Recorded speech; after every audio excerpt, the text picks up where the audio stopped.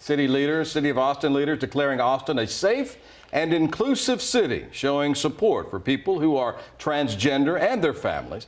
This comes as Texas Governor Greg Abbott and Texas Attorney General Ken Paxton push to have parents investigated for possible child abuse if their child receives gender-affirming care.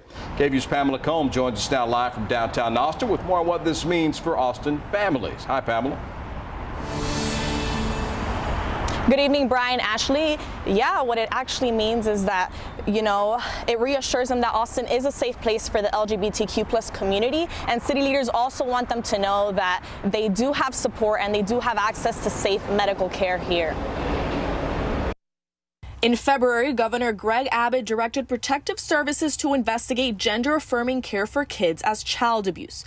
Austin-based attorney Ian Pittman represents 2 families currently under investigation.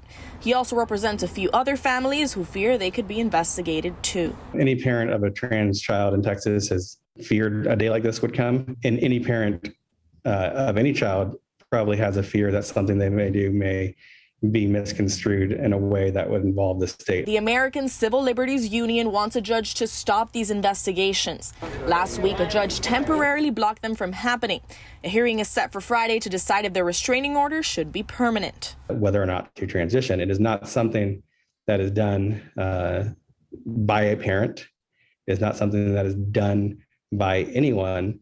It is the same way as a child being diagnosed with ADHD, or depression, or any other mental or physical condition. State leadership has ostracized LGBTQ. This morning, Austin Mayor Steve Adler issued a proclamation to resist Abbott's directive.